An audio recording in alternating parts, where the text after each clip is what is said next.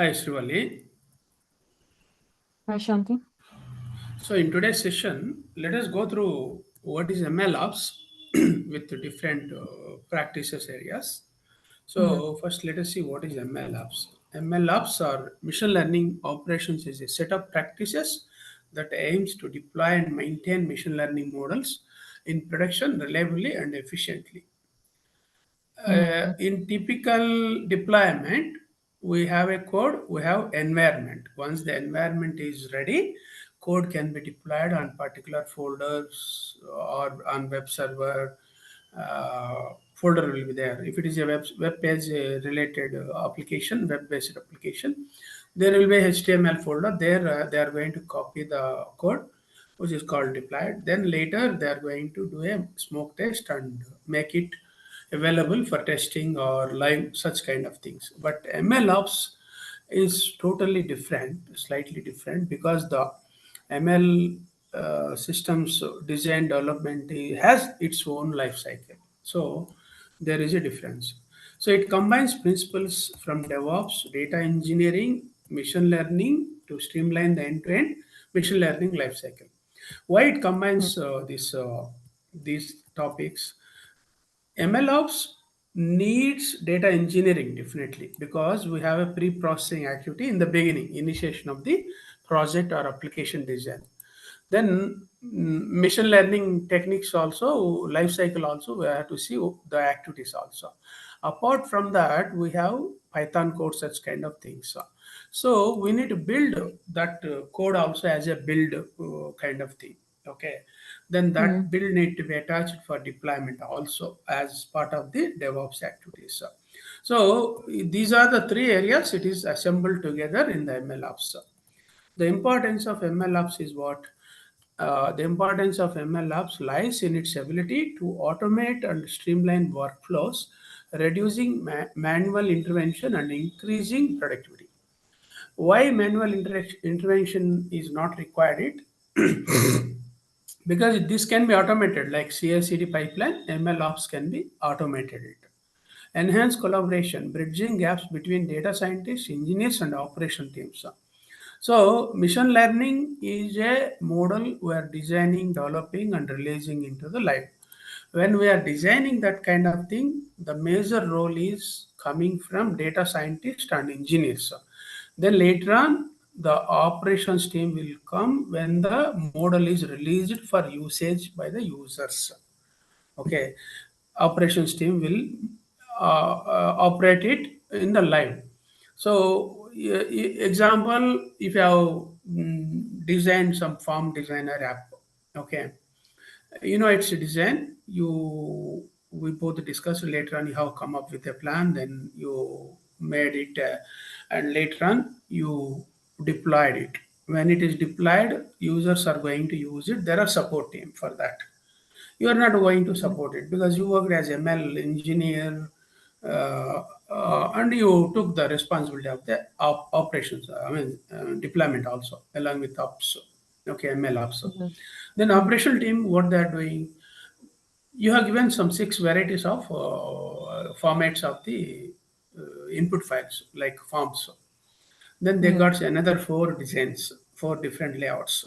Okay, they need to scan the amounts. They need to scan such kind of parameters, standard parameters, get them into Excel sheet as a common data. Now they'll come back to you. What you are supposed to do? You need to redesign the model. You need to retrain the model. Then you need to deploy the model with ML ops, right? So that is mm, the life cycle of the ML ops. So for every changes, you are going to retrain, remodel it, retrain it, then you are going to deploy it through MLOps process. So improve model reliability, ensuring models are robust, reproducible, and scalable. Yes, obviously, number of times you can reproduce it, and it can be extended for further addition of the features. Okay, it is not scalability of the infrastructure; it is the scalability of the application performance and also applications features. Okay, mm, accelerate time to market. So enabling faster deployment and iteration of ML models. Let us say incrementally you are adding lot of features for different implementations. That mm, kind of system you have designed it. Now you plan to design translation service. That is the app. Assume you are going to design and release it. mm, You might have made it with 5 languages as output files. Now they have come up with some other language. You are going to add it immediately. You are going to deploy it in the live. It is very mhm, faster with ML more ops automation, right? With that, mhm, so they can see immediately in 1 hour or 2 hours, because your changes are very minor. You're going to add some options and update that model. Once model is updated, it is going to be tested. It then, if you see it is working, it is creating the documents in the languages, newly introduced language. That's enough for like a smoke test. Then you are going to deploy it using ML ops automation. Okay, that is the faster mm, way. Okay, then challenges in traditional of ML operations. Traditional ML operations often face several challenges, including manual process leading to inefficiencies, errors. You know about data pre-processing activity is one of them in ML. If you take a data scientist, the legacy practices of data scientist, he does with a lot of manual process. You don't use automation there. Okay. In such case, what happens? Lot of errors will be occurring it. So those errors are going to be bounced back while users are using that product. That is one example. Then lack of collaboration causing silos between teams. You know about before DevOps how the deployment used to be there. A lot of coordination used to be there. Due to that coordination, the minor to major releases, it used to take weekends time also. Sometimes deployments also used to happen for 1 week, 10 days in an incremental way without disturbing the business. So now everything is automated. When it is automated, every team need to come into the pipeline like coordination purpose, associating for those tasks related to them. So that way it is collaborated with teams like in DevOps. Difficulty in mm, scaling, struggling to handle large scale deployments. Large scale deployments means the same applications you want to deploy in multiple regions. Assume that. Then mhm, obviously you are going to do that. So with the deployments faster. If you see Google, Netflix, Amazon, there are a lot of companies. Daily mhm, thousands of builds they are deploying across the globe. Across the globe means we don't know how many countries it is. The deployments are happening. Thousands of builds they are getting deployed. Why means it is automated process with CI/CD pipeline. Okay, mhm, so that way it is going to help easily for ML operations. So let us see one case study here. Transitioning from traditional ML operations. Problem. A retail company struggled with manual process and inconsistent environments, leading to delays in model deployment and performance issues. Basically, as I discussed with you, there is a legacy data scientist. He might be using this kind of manual process. It is not yet automated. Now, what is the solution with ML ops? In solution is implementing MLOps practices on Azure. The company automated data ingestion, model training, and deployment process. They used Azure ML pipelines for workflow orchestration and Azure DevOps for CI/CD, resulting in 50% reduction in deployment time and improved model performance consistency. Here, if you see, like CI/CD pipelines, you can create ML pipelines also for continuous deployment. So the mm, code related things you can use DevOps CI/CD pipeline in that app. Okay, so all these are deployed at one time. Then application can be hosted there. Right? You got the difference, right, between the DevOps associated CI/CD for ML mhm, applications and also ML pipelines. Right? mhm, Okay. Now, case study two, overcoming collaboration barriers. So, a healthcare organization faced challenges with collaboration between data scientists and IT operations, leading to delays and miscommunication because of this activity, difficulty, lack of collaboration. This one. mhm, mhm, Okay. Now let us see what is the solution. By adopting MLOps with Azure, and they established a unified platform where data scientists and IT professionals could collaborate seamlessly. When you integrate with ML ops, all people need to come and collaborate by pushing their tasks into the systems. So that is the integration it brings up. So Azure ML Workspace facilitated shared access to data sets, experiments, and models, enhancing communication and reducing project timeline by 40%. Why it is like this? In each area, data sets you need to prepare and give it to Databricks. Basically, Databricks is going to take under data lakes concept, right? Then after Mm. that, you are going to run the experiments with that data. Okay, multiple data sets will be pipelined. Then later on, you are finalizing versioning the model. Okay, finalization is after that you are going to deploy it. So this way, what happens? It enhances the communication between the teams or among the teams, and it reduces the coordination work. Many projects, if you see in the legacy practices, they do a lot of time spending for coordination. Okay, when Yeah. it is associated with the process related tools or something, they are aligned in one area, in the same street, in the same track, basically. So next one is getting started with Azure ML Apps. What is it? How we can do with that? The overview of Azure Machine Learning. Let us see. Azure Machine Learning is a cloud-based service provided by Microsoft that enables data scientists and developers to build, train, and deploy machine learning models. That is the main activity of data scientists and engineers. Okay, developers, basically ML developers. It offers a comprehensive suite of tools and services to support the entire ML lifecycle. So, what are the key components of Azure ML Ops? If you see, it includes Azure ML Workspace, a centralized place to manage ML resources. It means when you are using the Azure ML, you need to create one workspace. In that, all the resources are going to be shown like a dashboard.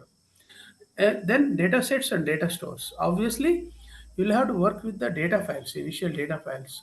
Okay, that need to be placed there under data sets and data stores for data storage and management purpose. Okay, here you might use blogs, you might use some local folders also. It varies, depends on the planning. Okay, then Mhm. compute targets, scalable compute resources for training and inference. Yes, obviously, the virtual machines, such kind of servers are required, web apps, all that kind of things to operate a particular website or something. Then pipelines for orchestrating ML workflows, pipelines need to be created.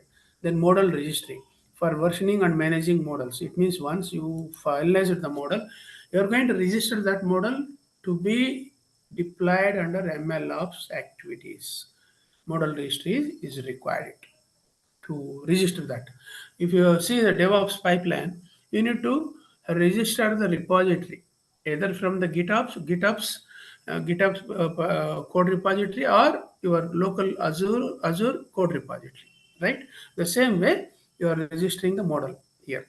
Endpoints for deploying and serving models. Yes, obviously endpoints. You worked many times by pulling the endpoints for particular services of GenAI, right? Mhm. Yes, setting up Azure environment, how it is. To set up Azure environment, create an Azure account, sign up for Azure account if you don't have one. Set up Azure ML workspace. This is mandatory. Create a workspace to manage your ML resources. Configure compute resources. Set up compute instances and clusters for training and deployment. If you are working only for VMs, you can use compute instances. If you are planning to work K8 clusters, you need to use K8 EKS. That is the difference here. You got it Mhm. right? Container Yeah. services purpose. Then fourth one is connect to data sources. Link your data sources to Azure ML using datasets and data stores. As we discussed here, we are going to work with datasets and data stores. Okay. Now let us see one case study. Initial setup for a financial institution.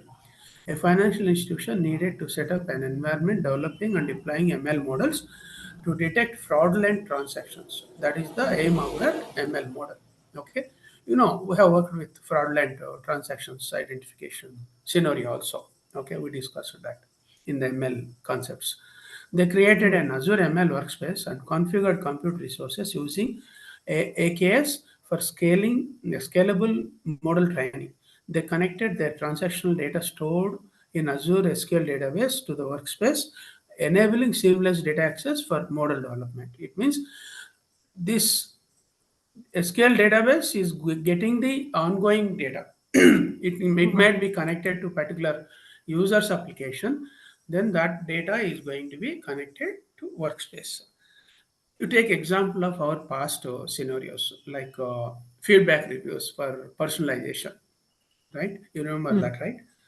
So we Yeah. created the data, sample data, we did it. Now in this case, what happens? If you are doing that one as ML model, then you need to connect the application front end to the SQL database. The data is going to store in SQL database, right? Then after that, Yeah. you are going to feature engineering practices, you are going to apply it, you are going to fine tune it, then fine tune data is going to store in a different data instance. Then that data instance is going to be connected to the data sets or data stores area in ML workspace. Mhm. You got it? Yeah. So it means they have set up the initial setup as a workspace for MLOps usage. Now, case study 2 is what? Configuring compute resources for a retail company. A retail company required scalable compute resources for training recommendation models on large data sets. So what it is, they set up Azure ML workspace and configured a clustered GPU enabled VMs for efficient Mhm. model training. Why it is required GPU enabled? If you take a big data kind of large databases setup, they'll have Mhm. millions of data records in each data instances. So Mhm. to divide them into different data sets, they need to define into different clusters. We discussed that also in one of the scenarios in the past. Then to Mhm. process such kind of data, they need high-end CPUs, GPUs, general process units. Okay, so Mhm. that GPUs are there with VMs. So that particular virtual machines are there in Azure. They use that, and by utilizing Azure Blob Storage for data store, they ensure fast data access and high throughput, significantly reducing training mode. See why they are using blob storage? Because blob storage is associated within the cloud platform. If they are giving access to on-premises data connection, then it takes longer time to access the data. So what they do, they bring the data, they upload into blob storage. From the blob storage, they provide the connectivity. Then from there, the pre-processing activity will start in the ML ops, like training the model, such kind of activities, right? Yeah. Now, what is data management and preparation for Azure? Data storage options are in this area. Azure offers various data storage options, including Azure Blob Storage, scalable object storage for unstructured data, obviously, Azure Data Lake Storage optimized for big data analytics, Azure SQL database, relational database services purposes. So these are the storage areas we use. We saw that data sets and data storage, one option we need to create in the workspace under ML apps. So these are the things can be identified it in our project when we do it for ML ops operation. Then data ingestion is and transformation is what it can be performed using Azure Data Factory for orchestrating data workflows. Azure Databricks is for what? For big data processing and transformation, it is used. Azure Synapse Analytics is used for integrated analytics solutions. If you are using some kind of dashboards in your application, what you need to Mhm. do, you need to create the dashboards through the Synapse analytics, and that need to be connected to Databricks or Data Factory to streamline the workflows, data workflows like ETL processes, such kind of things. Okay. Yeah.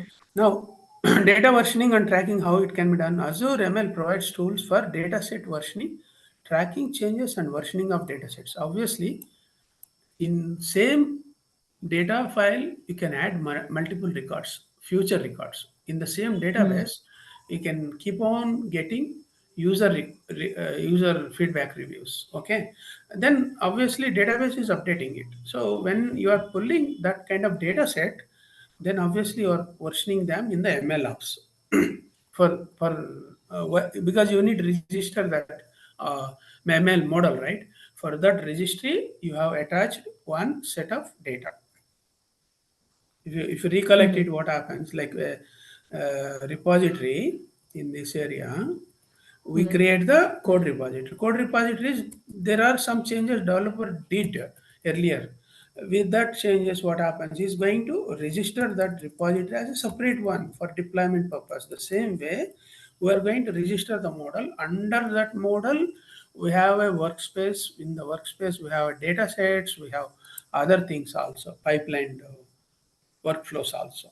All those are connected. Mm-hmm. That's the reason data versioning is required.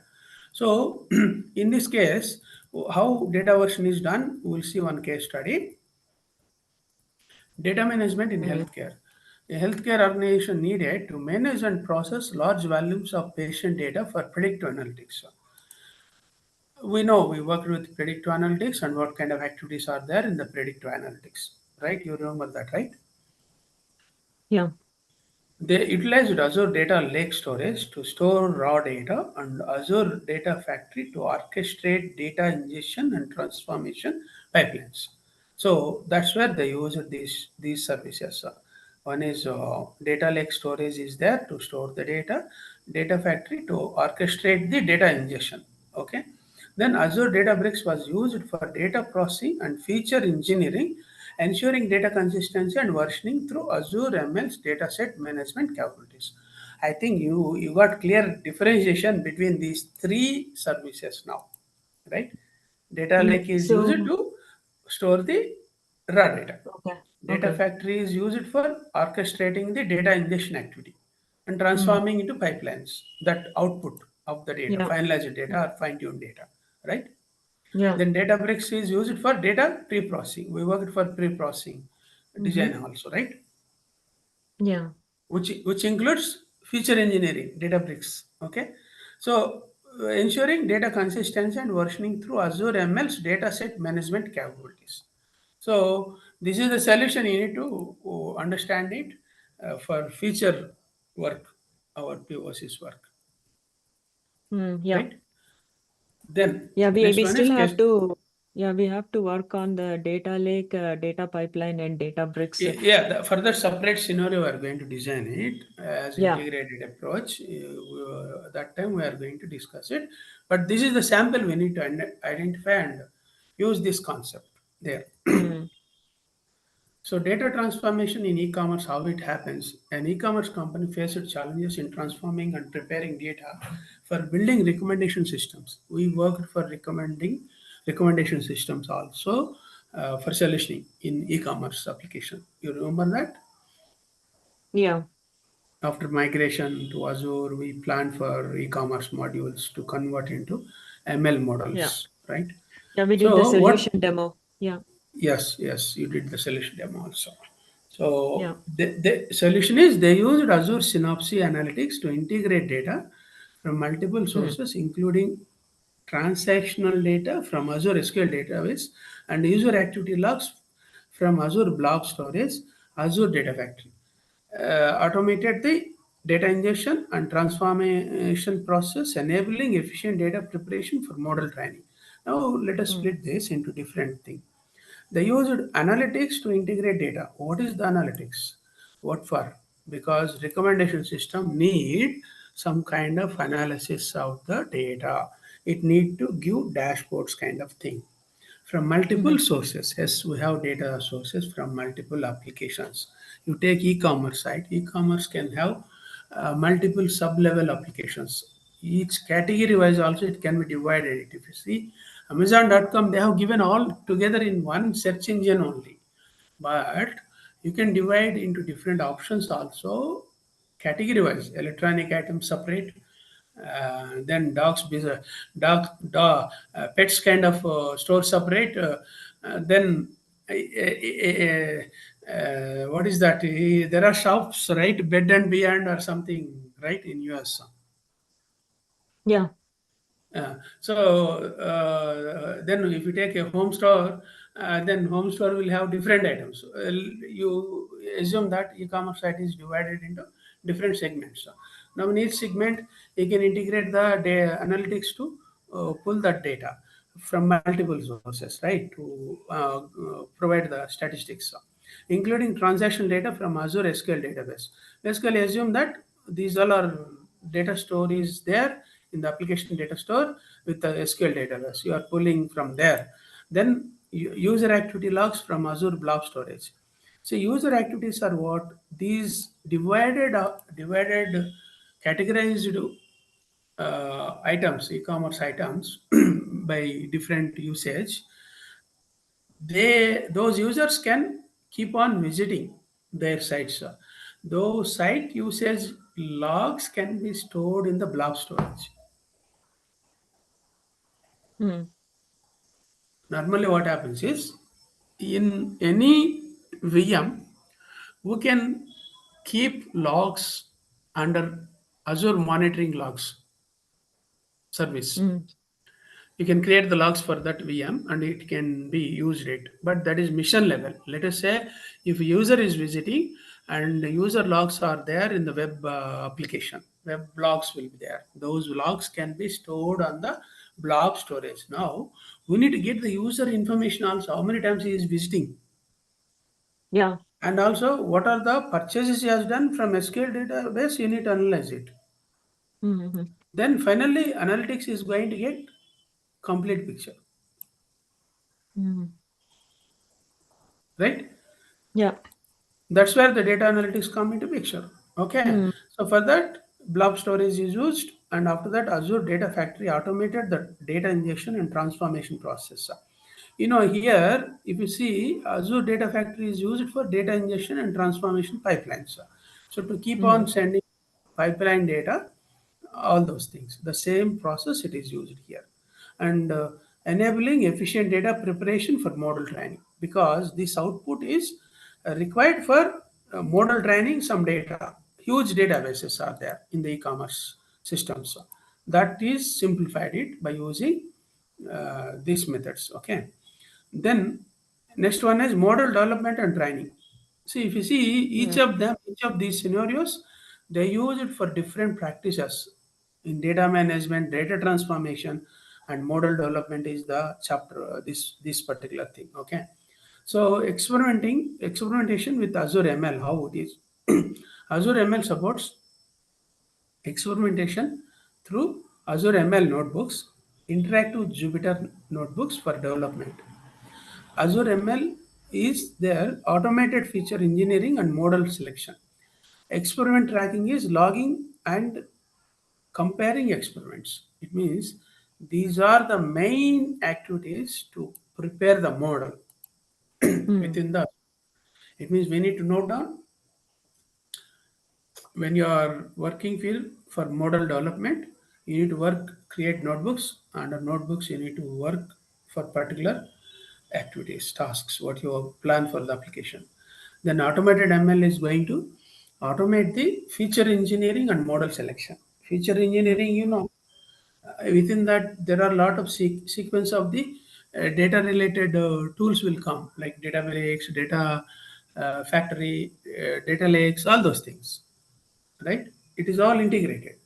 Then experiment tracking is logging and comparing experiments. How you are going to do? Through Azure Blobs, as we discussed in the previous example, right?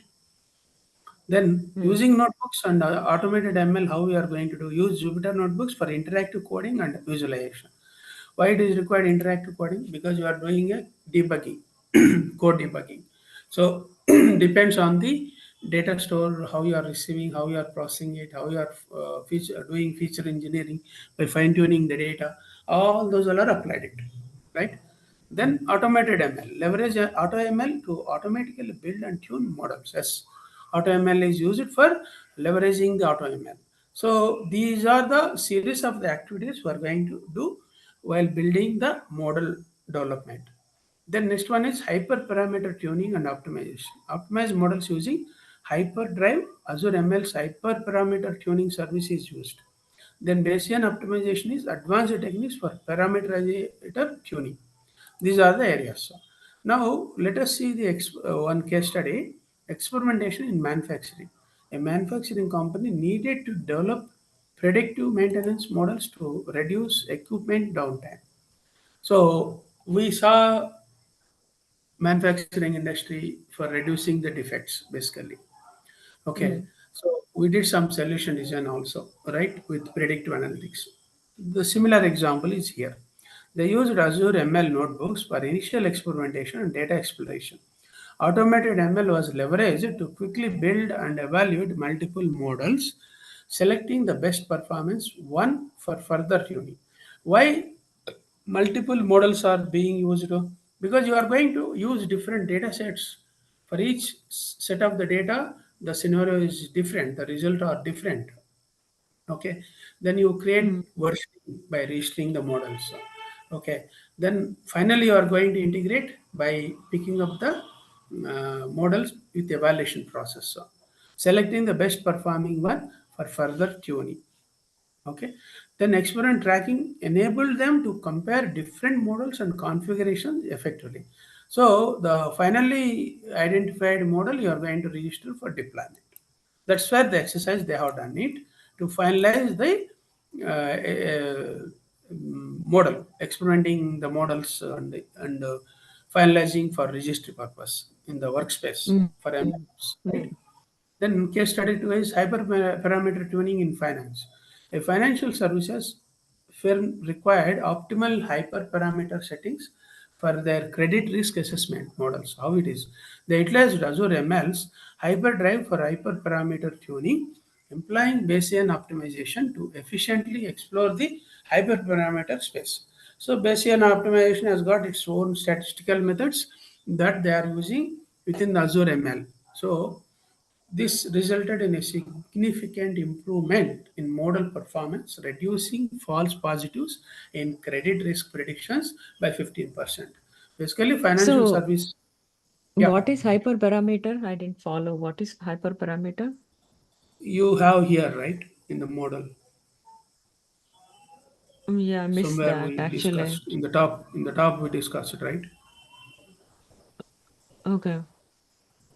In the top we discussed in one of the concepts, hyperparameter. Okay. Okay, you have the book, right?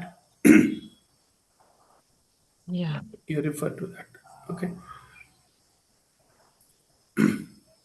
Okay, so this is also a statistical model. You have to understand that.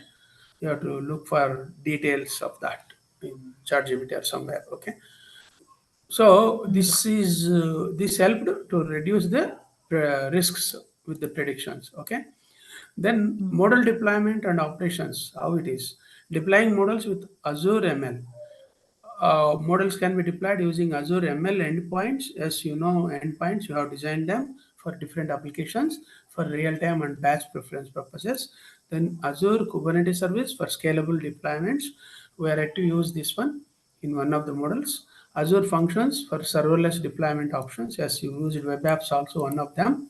Then real-time versus batch inference. Real-time inferences are immediate predictions for online applications in by using the Mm. real-time inference. If you want to make sure that updated model should be available to the users immediately, you are supposed to use this real-time inferences. Okay. Then batch inference is processing large data sets in batches for offline tasks. If you have more data sets, it should be used for batch inference. Okay. Monitoring and logging. Monitor and log models using Azure Monitor application insights. What is Azure Monitor? For tracking performance and usage of the services or resources, including your log files, statistics also. Okay, application Mm. insights are for detailed logging and diagnostics. You are going to use it. So in the real-time inference in IoT, what they have done, an IoT company needed to deploy models for real-time anomaly detection in sensor data. They deployed their models using Azure ML endpoints on Azure Kubernetes Service for scalable real-time inferences. Azure Monitor and Application Insights were used to track model performance and log anomalies.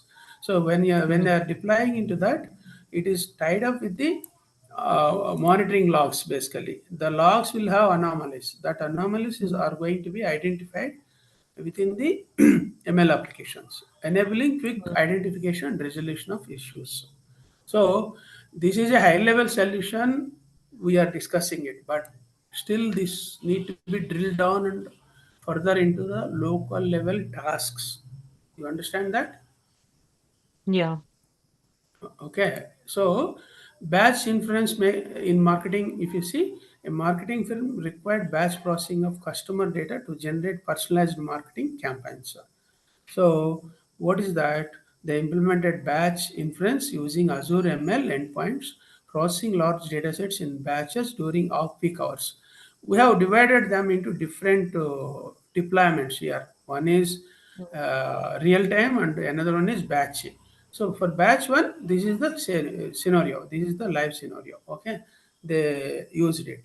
So, Mm-hmm. what the Azure Data Factory orchestrated the batch processing pipeline, and Azure Blob Storage was used to store the results, enabling efficient and scalable batch inferences. If you have Mm-hmm. heavy log files, yes, obviously you need to use this method. Okay. Mm-hmm. Then we will do in the next session about other topics. We'll stop here for this up to ML ops related. Then we'll go through how ML ops and CI/CD pipelines can be co-aligned while deployment for Mm-hmm. a deployment plan. Okay. Yeah.